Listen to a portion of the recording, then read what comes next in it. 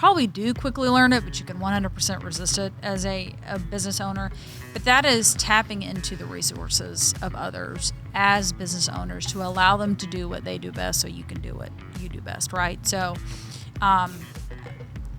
same for us. If we were to walk through, there's probably a lot of risk in this one room of things that could fall or heavy equipment, right? Sure. But I would not be able to accurately analyze how great that thread is or how much that would cost us. And so you doing this for other businesses really helps put that forward for them, right? Like they're able to mitigate the risk without taking a guess, which I think is also very beneficial. That's right. And what you're discussing primarily is the safety, and that is a big part of it. Mm-hmm. Also, on the other side, though, you can reduce claims by, like you said, identifying hazards and doing safety training and things like that. But the other side of it is acknowledging that on-the-job injuries are going to happen at one point or another. And what can you implement at the company level to reduce the spend on those claims once the accidents do happen? So it's sort of a two-prong analysis. Yeah. No, I love that. Again, it's just something that I think as business owners, we're so busy thinking about running the business that's not something that we think about. Well, it's just like anything in any other area of life, right? Like you almost don't know what you don't know. You don't even know to ask the questions or, that you might need someone like me, So, yeah. So what did it look like when you made that shift and you started working to tap into your network of like, hey, I'm doing this now, right? Because you do have to make that shift. Like, what was that process for you and just being able to get new clients and things like that and communicating to them that you were going on your own to do this consulting?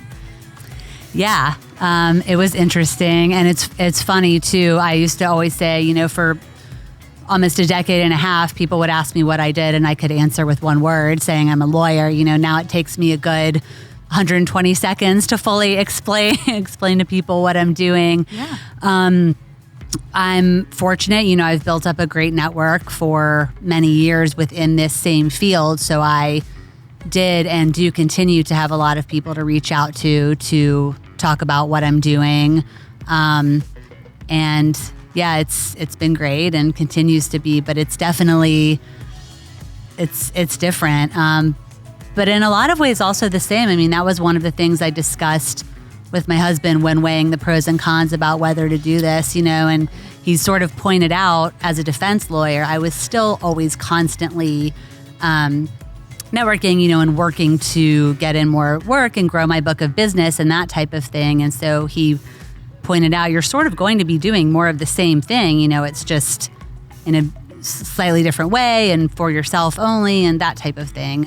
So in some ways it's the same, but also different in others. Yeah. Yeah. What do you, is there something like a misconception that you had about running your own business that you learned that was not what you thought? Oh gosh. Ask me again in another year.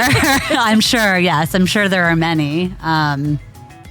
It's a trip. It's been a lot of fun, and also scary some days.